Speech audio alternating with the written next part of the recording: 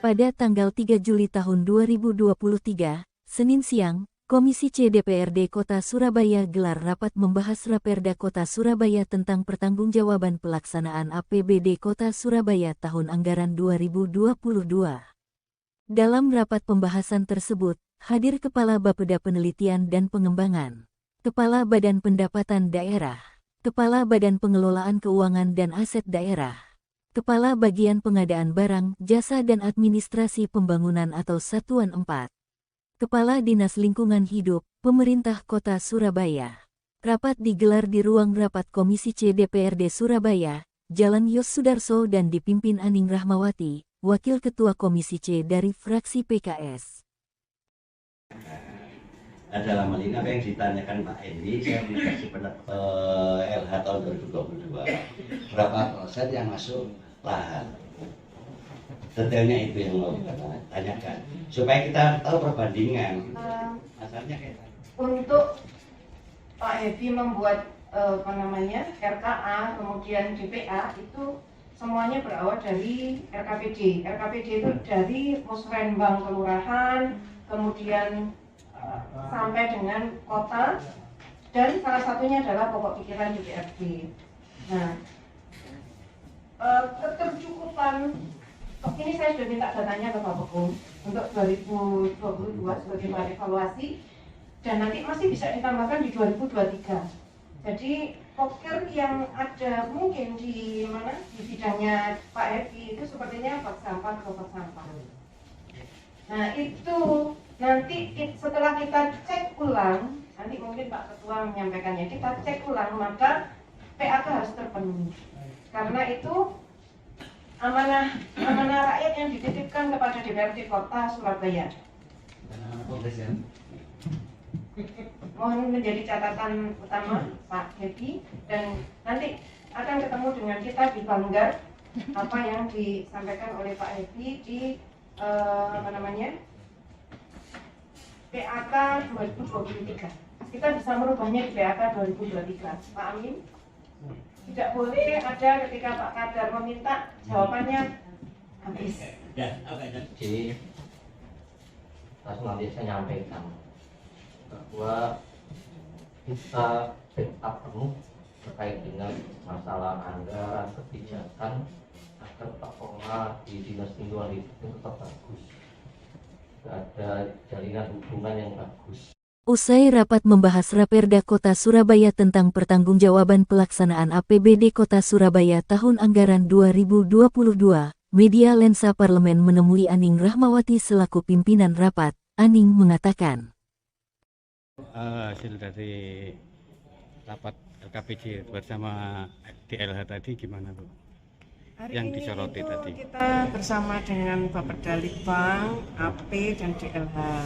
Tiga-tiganya masih harus remedi ya, karena ada banyak hal yang masih belum bisa diberikan jawaban yang memuaskan masyarakat Kota Surabaya melalui DPRD Kota Surabaya. Kemudian untuk di LH memang secara keseluruhan baik itu Bapeda, AP maupun DLH secara serapan anggaran kinerja, ini kan LPJ ini terkait dengan kinerja keuangan, itu serapannya bagus, 95% ke atas ya, semuanya secara keseluruhan performanya bagus secara serapan anggaran maupun kinerja keuangan. Namun kita berharap serapan anggaran kinerja keuangan itu berbanding lurus dengan manfaat terbaik untuk masyarakat Kota Surabaya. Salah satu contohnya adalah pengelolaan sampah. Pengelolaan persampahan Kota Surabaya anggarannya paling besar, DLH 568 miliar ya, hampir setengah triliun lebih itu dipakai prosentase terbesarnya untuk pengelolaan sampah. Namun kalau kita lihat di sini, pengelolaan sampah ini secara output baik itu pengurangan sampah itu masih belum terlihat. Sampah di Kota Surabaya masih 1.600 sampai dengan 1.800 ton per hari. Padahal dengan anggaran yang ada, kita berharap kinerja keuangan berbanding lurus dengan kemanfaatan. Nah ini belum, karena pengurangan sampahnya masih belum kelihatan. sama sekali loh ya kalau kita lihat. Sehingga kita merekomendasikan kepada DLH untuk menghitung 2023 minimal 100 ton sampah per hari itu bisa berkurang. Dibutuhkan apa? Nanti kita panggil ulang, makanya tadi remedi DLH untuk menghitung ulang agar nanti rekomendasi 2023 masih kita punya 2023 perubahan. Kalau memang dibutuhkan belanja modal itu masih 18% 2022, kemarin harusnya 40% undang-undang HKP yang baru. Masih jauh dari target, padahal modal itu yang dibutuhkan oleh masyarakat. Belanja modal ini kinerja yang berhubungan langsung dengan masyarakat, bukan belanja pegawai. Sehingga nanti kalau memang dibutuhkan tambahan alat harus dimasukkan di 2023 perubahan inovasi alat. Kemudian investor kita minta betul DLH menemukan satu investor untuk pengelolaan sampah di tahun 2023.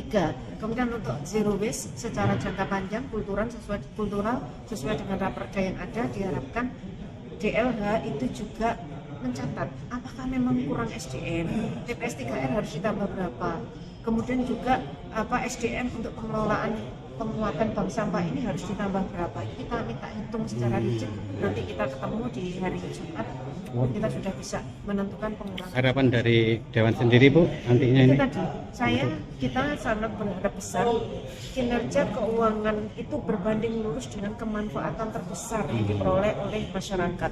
Kalau DLH itu yang pasti secara pengelolaan sampah outputnya harus berkurang, kemudian secara udara maka dia pencemarannya harus berkurang. Ini alatnya saja kurang. Kemudian secara air pencemaran itu juga harus berkurang. Jadi udara, air, sampah ini harus berkurang. Dari hasil rapat pembahasan ini Komisi C memberikan rekomendasi remedi, dikarenakan jawaban dari dinas terkait belum memuaskan dan akan dibahas lagi pada hari Jumat depan. Diberitakan oleh Nur Afni, reporter Bambang Lensa Parlemen.